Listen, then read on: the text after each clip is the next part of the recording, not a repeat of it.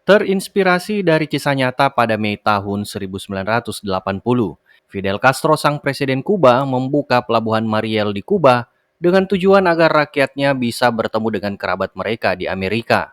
Alhasil hanya dalam waktu 72 jam, 3.000 kapal dari Amerika Serikat diperkirakan telah menuju ke Kuba. Namun ternyata ada kejanggalan dari kebijakan Castro tersebut, di mana ia memaksa para pemilik kapal untuk membawa kembali bukan hanya keluarga mereka, tetapi juga para tahanan terburuk di penjaranya. Dari 125.000 pengungsi yang mendarat di Florida, Amerika, diperkirakan 25.000 diantaranya memiliki catatan kriminal yang cukup parah. Adegan kemudian berlanjut dengan menampilkan seorang pria bernama Tony Montana yang berada di sebuah kantor imigrasi. Ia diketahui sebagai imigran asal Kuba yang baru saja dipindahkan ke Miami. Di sana, Tony menjalani sesi interogasi oleh petugas imigrasi yang menanyakan berbagai hal tentang latar belakangnya, termasuk riwayat kriminal. Pada awalnya, Tony mencoba berbohong dengan mengaku bahwa ia tidak pernah masuk penjara. Namun, kebohongan itu akhirnya terbongkar ketika petugas menemukan bahwa Tony sebenarnya memiliki catatan kriminal dan pernah dipenjara. 1 bulan kemudian, Tony Montana akhirnya dipindahkan ke kamp pengungsian bersama sahabatnya Manny Rivera. Saat sedang bermain basket, Tony mengungkapkan kepada sahabatnya itu bahwa ia telah menerima tugas untuk melenyapkan Emilio Rebenga, seorang tokoh politik Kuba yang sudah uzur dan termasuk orang yang menjadi incaran kelompok pengungsi anti Castro. Bagi Tony, ikut menghabisi pria itu adalah sebuah peluang untuk segera meninggalkan kamp dan memulai hidup baru. Alhasil kekacauan pun terjadi di tengah kamp pengungsian, menjadi kesempatan emas bagi Tony dan Manny melancarkan aksinya mengeksekusi Rebenga.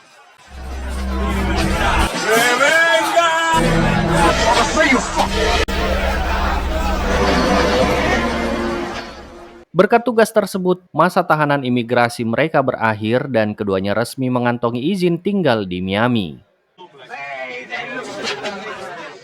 Namun kehidupan baru di Amerika ternyata tidak semudah yang mereka bayangkan. Tak ada modal dan kenalan, jadi mau tidak mau mereka pun harus memulai segalanya dari nol dengan bekerja di sebuah kedai pinggir jalan. Tony pun terpaksa menjadi tukang cuci piring, sementara Manny bertugas sebagai pelayan. Memanfaatkan waktu istirahat, Tony dan Manny meminta izin kepada pemilik kedai untuk menemui Omar Juarez. Ia adalah tangan kanan bos narkoboy besar di Miami, yang dulu memerintahkannya menghabisi Rebenga di camp. Di saat yang sama, Omar pun menawarkan imbalan $500 per orang untuk tugas bongkar muat 45 ton ganja. Namun, Tony jelas menolak karena imbalannya terlalu kecil. Karena tidak ada kesepakatan, Omar pun seketika menawarkan Tony misi lain, namun lebih berbahaya, yaitu membeli kokain seberat 2 kg dengan harga $25.000 dari seorang bandar Kolombia bernama Hector. Apabila berhasil, Tony dan Manny akan mendapatkan upah $5.000 untuk tugasnya tersebut. Mendengar hal itu, Tony pun menyetujuinya. Begitu mereka sepakat, seketika ia menganggap pekerjaannya di warung tidak begitu penting. Terbukti, saat bos warung memanggil mereka masuk bekerja, Tony pun melemparkan celemek ke arah wajah si bosnya itu.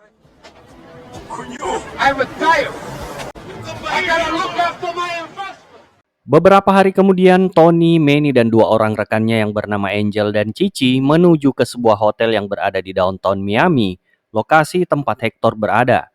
Begitu mereka tiba di lokasi, mereka membagi tugas, di mana Manny dan Cici ditugaskan untuk standby di luar, sementara Tony dan Angel akan masuk untuk menemui Hector.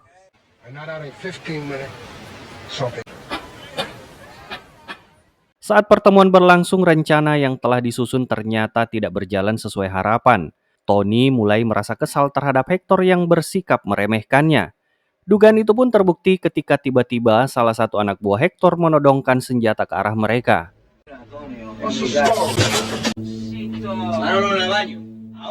Ternyata Hector tidak pernah berniat menjual narkoboy. Ia hanya ingin merampas uang yang telah dibawa Tony. Dengan ancaman yang serius, Hector memaksa Tony untuk menyerahkan uang tersebut. Karena jika ia menolak, inilah yang terjadi.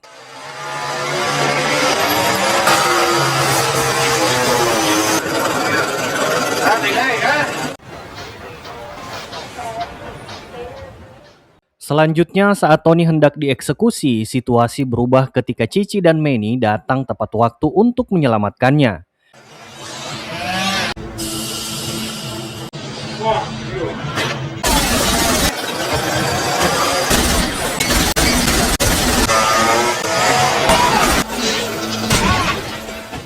Dalam aksi tersebut, Manny sempat terkena tembakan di lengannya, meski hanya terluka ringan. Sementara itu, Hector yang terluka mencoba melarikan diri, namun Tony berhasil mengejarnya dan menembaknya hingga tewas di tengah jalan.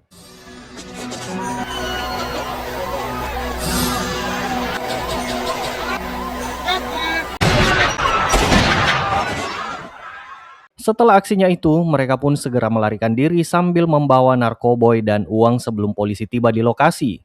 Tak berselang lama, Tony kemudian menghubungi Omar dan dengan tegas menyatakan bahwa ia sendiri yang akan menyerahkan uang beserta narkoba tersebut kepada Frank.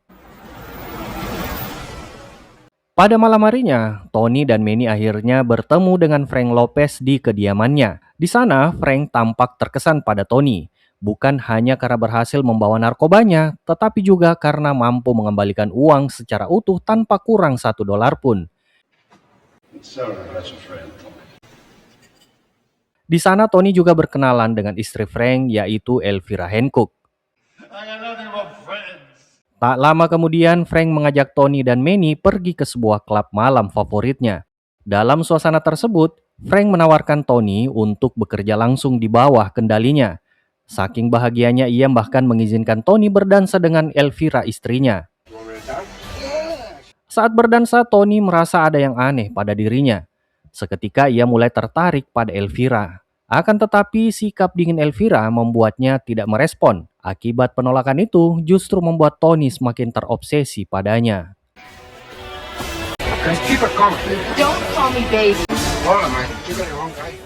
3 bulan kemudian, dikarenakan kinerjanya yang baik, Tony dengan cepat akhirnya mendapat perhatian sendiri dari Frank. Bahkan Frank sendiri menjadikan Tony sebagai orang kepercayaannya saat itu. Di saat yang sama, obsesinya terhadap Elvira Hancock pun juga semakin besar.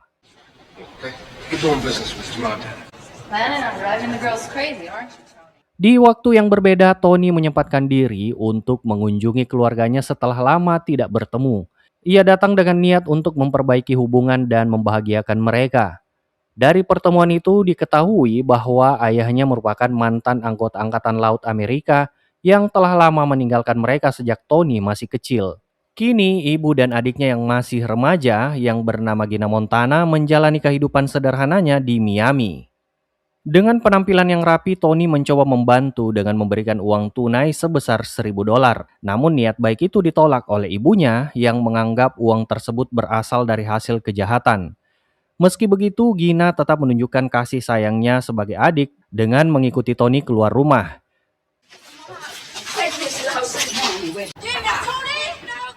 Di luar, Tony secara diam-diam menyelipkan uang tersebut kepadanya, sebagai bukti bahwa ia sangat menyayangi adiknya dan ingin melihatnya hidup lebih baik. Manny yang menunggu di luar sempat memuji kecantikan Gina Montana, adiknya Tony. Namun ucapan itu justru membuat Tony marah, yang dengan tegas memperingatkan Manny agar menjauhi Gina, karena ia tidak ingin adiknya menjalin hubungan dengan seorang kriminal. Beberapa bulan kemudian, Frank Lopez, bos Tony, menghadapi masalah hukum yang membuatnya tidak dapat meninggalkan Amerika. Maka dari itu, agar bisnisnya tetap berjalan, Tony pun ditugaskan pergi ke Bolivia untuk membantu Omar menjalin kerjasama dengan gembong narkoba besar di sana yang bernama Alessandro Sosa, yang rencananya akan melakukan transaksi pembelian 200 kg kokain. Omar tampak berusaha melakukan tawar-menawar, namun Tony menilai kemampuannya sebagai negosiator kurang meyakinkan. Tanpa ragu, Tony kemudian mengambil alih pembicaraan dan merumuskan ulang kesepakatan dengan pendekatan yang lebih tegas dan terarah, hingga tercapai perjanjian yang saling menguntungkan. Dalam kesepakatan tersebut, Alessandro Sosa bertanggung jawab mengirim barang hingga ke Panama, sementara pihak Tony menangani distribusinya sampai ke Amerika, dengan harga yang disepakati sebesar $10.000 per kilogram. Tak lama kemudian, Alessandro Sosa meminta izin untuk menerima sebuah panggilan telepon. Di saat yang sama, terlihat Tony terlibat perdebatan dengan Omar. Setelah kembali, Sosa mengambil keputusan dengan memerintahkan Omar untuk kembali ke Miami dan berbicara langsung dengan Frank. Sementara Tony diminta tetap berada di Bolivia untuk melanjutkan pembicaraan bisnis lebih lanjut bersamanya.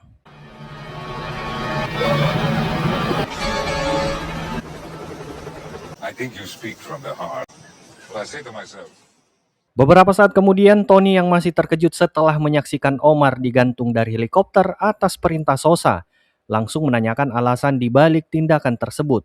Sosa pun menjelaskan bahwa sejak awal kedatangan mereka, eksekusi Omar memang sudah direncanakan.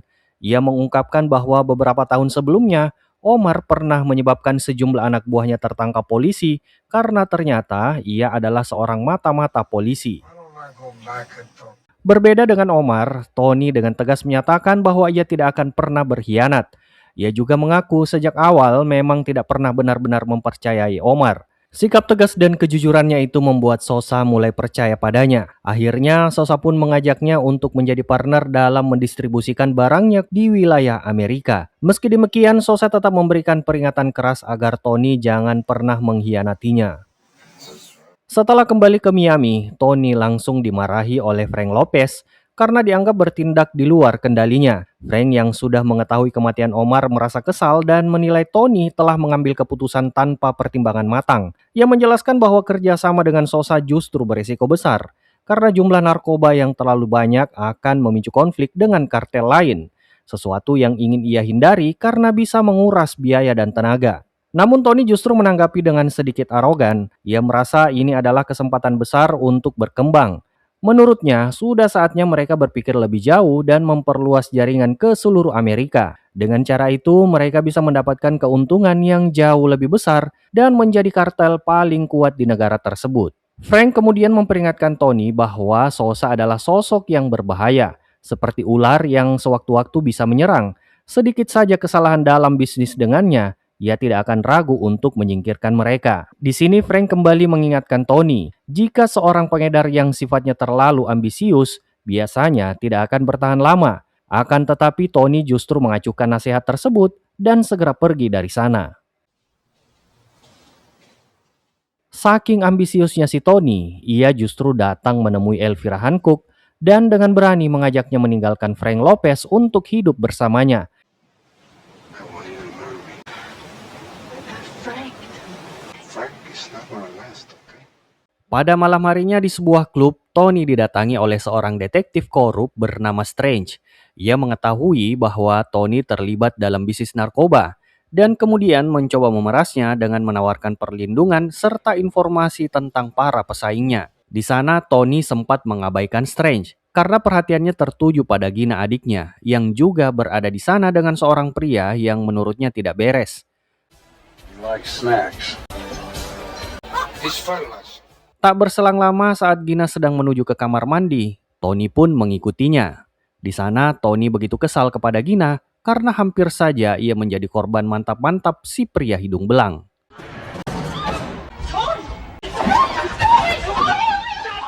Karena khawatir, Tony meminta Manny untuk mengantar Gina Montana pulang. You want something? Di tengah perjalanan, Gina dengan jujur mengungkapkan perasaannya bahwa ia menyukai Manny. Namun Manny tidak menanggapi hal itu karena ia tahu Tony sangat melarangnya untuk dekat dengannya. I see the way you look at me. Tony and I are like brothers, alright? Adegan kemudian kembali ke klub, di mana Tony tiba-tiba diserang oleh dua pria bersenjata. Ia sempat terluka akibat tembakan di bahu kirinya. Namun berhasil membalas dan menewaskan kedua penyerang tersebut.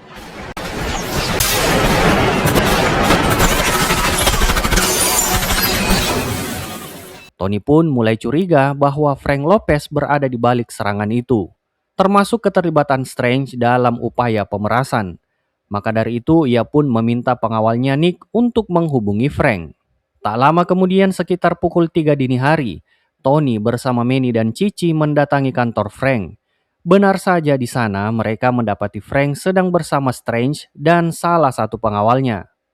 Tak lama kemudian Frank Lopez menerima sebuah telepon yang ternyata berasal dari Nick, yang saat itu berpura-pura sebagai pembunuh bayaran yang disewa oleh Frank.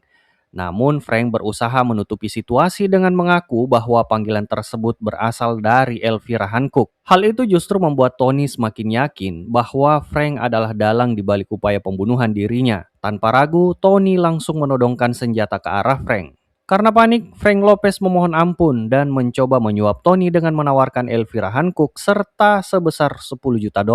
Namun Tony menolak semua tawaran itu, hingga akhirnya Manny mengeksekusinya di tempat.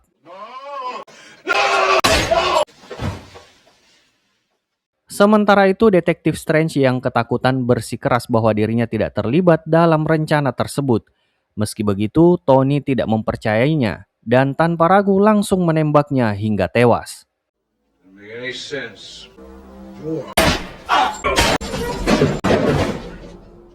Setelah kejadian itu, pengawal pribadi Frank Lopez yaitu Nick terlihat sangat ketakutan. Melihat hal tersebut, Tony menawarkan Nick untuk bekerja dengannya. Tanpa ragu, Nick pun menerima tawaran itu dan berterima kasih kepada Tony. Sejak saat itu, kehidupan Tony seolah berjalan mulus. Ia semakin sukses dalam bisnisnya bersama Alejandro Sosa. Bahkan kemudian menikahi Elvira Hancock.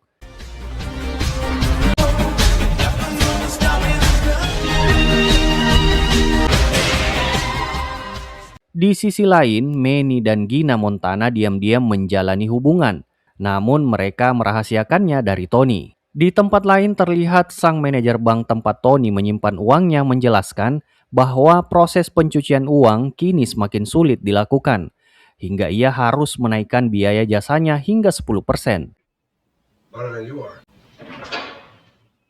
Mendengar hal itu, Manny kemudian menawarkan solusi dengan memperkenalkan seorang mafia bernama Mel Seidel. Ia adalah pengacara sekaligus dijuluki pria pencuci uang yang bersedia membantu Tony dengan komisi yang lebih rendah, yaitu hanya 4% saja. Setelah mempertimbangkannya, Tony pun menyetujui tawaran tersebut karena dinilai lebih menguntungkan. I'm telling you.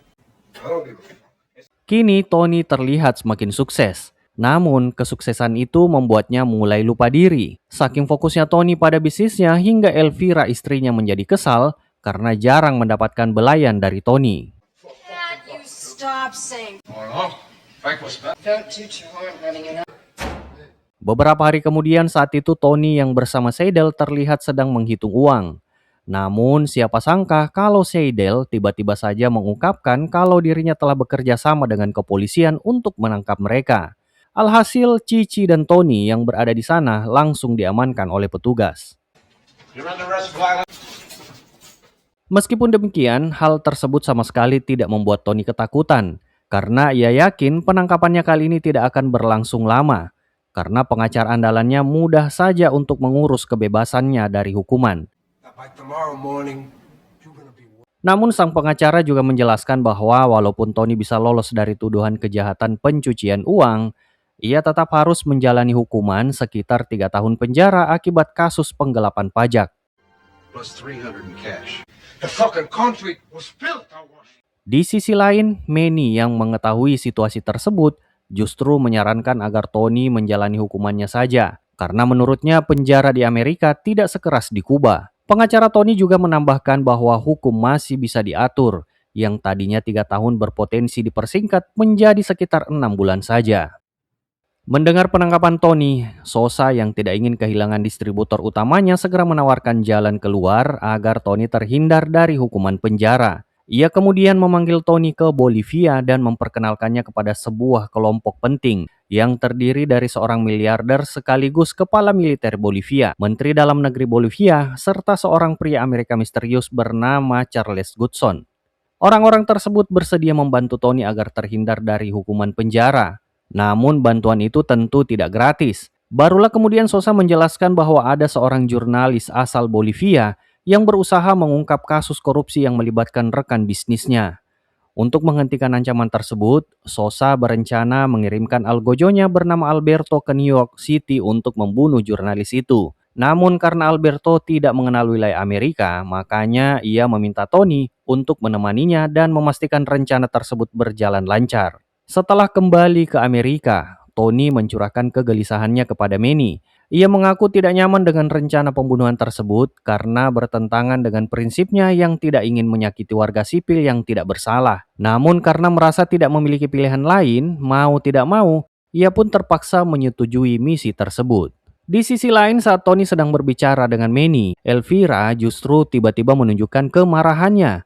Ia mengaku sudah muak dengan sikap Tony yang hanya fokus pada bisnis dan terus mengabaikannya. Untuk itu, Elvira memilih meninggalkan Tony saat itu juga sambil mengungkapkan rasa jijiknya terhadap kehidupan yang ia jalani dengannya. Tony yang saat itu juga mabuk berat dan banyak masalah, langsung meluapkan kemarahannya dengan meneriaki orang-orang yang ada di restoran tersebut. Beberapa saat kemudian, Tony bersama Cici, Arnie, dan Alberto melakukan perjalanan ke New York untuk menjalankan misi mereka. Begitu tiba di lokasi, Alberto pun langsung memasang bom di bawah mobil si jurnalis yang rencananya akan diledakkan di luar gedung PBB sebelum jurnalis itu berpidato untuk membongkar kejahatan gembong narkoba Bolivia.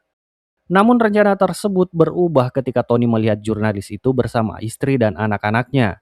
Ia merasa tindakan itu melanggar prinsipnya karena seharusnya hanya target utama yang dibunuh, bukan keluarga yang tidak bersalah. Alhasil dengan spontan, Tony menembak Alberto hingga tewas di tempat.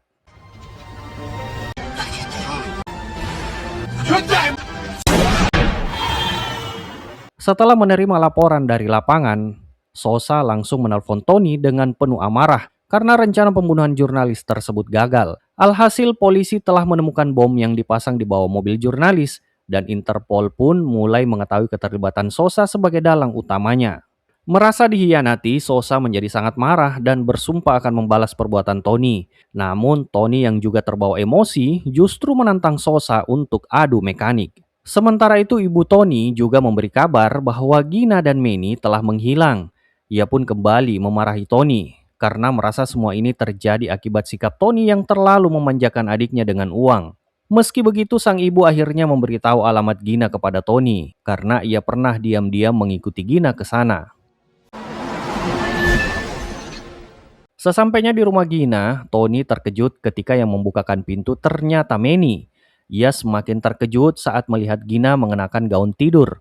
Tanpa berpikir panjang, Tony langsung naik pitam dan menembak Manny hingga tewas. Peristiwa itu membuat Gina syok dan histeris. Ia kemudian mengungkapkan bahwa dirinya dan Manny sebenarnya baru saja menikah. Bahkan mereka sempat merencanakan kejutan untuk Tony. Mendengar hal itu, Tony diliputi rasa bersalah dan berencana membawa Gina pulang ke rumahnya. Tony terlihat sangat terpukul dan menyesali perbuatannya terhadap Manny. Namun di tengah keterpurukannya, ia tak menyadari kalau pasukan bayaran kiriman Sosa dalam jumlah besar mulai menyerbu rumahnya secara diam-diam. Dan satu persatu membunuh para penjaga yang ada di sana.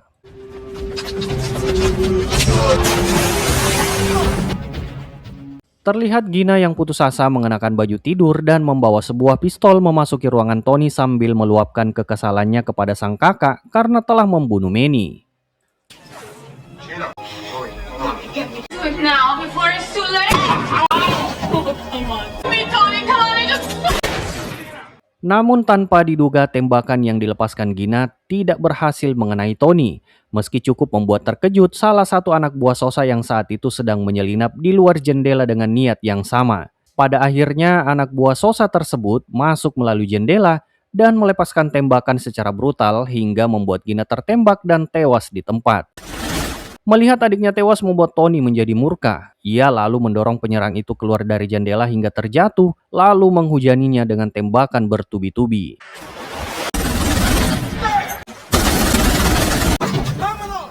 Kemudian para tentara bayaran mulai menyerbu rumah Tony dari segala arah.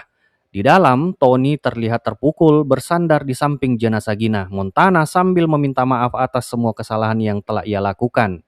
Di saat yang sama, para penyerang pun berhasil masuk ke dalam rumah. Cici berusaha menahan mereka, namun sayangnya ia tewas setelah terkena serangan brutal dan bersiap untuk menyerbu ruang tempat Tony berada.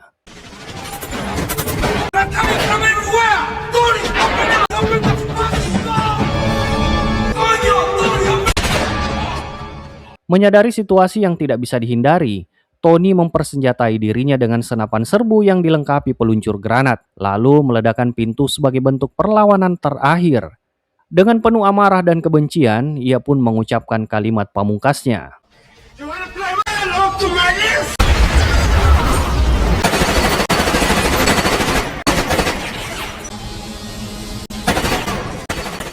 Tony kemudian mengambil posisi di atas tangga besar sebagai tempat bertahan. Dari sana ia berhasil melumpuhkan banyak pasukan yang mencoba menyerbu ke atas. Meski beberapa kali terkena tembakan, Tony masih mampu bertahan karena pengaruh obat yang membuatnya tidak merasakan sakit. Dalam keadaan setengah sadar, Tony terus menembak sambil berteriak menantang pasukan Sosa, seolah dirinya kebal terhadap peluru.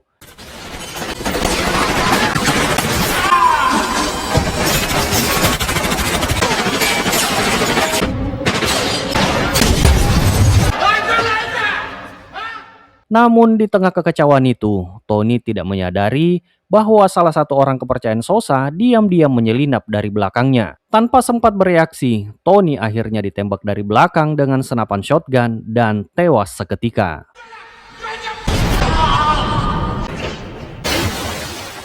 Hingga akhirnya film pun selesai. Terima kasih sudah menonton, semoga kalian terhibur. Sampai jumpa di alur film seru lainnya and bye-bye.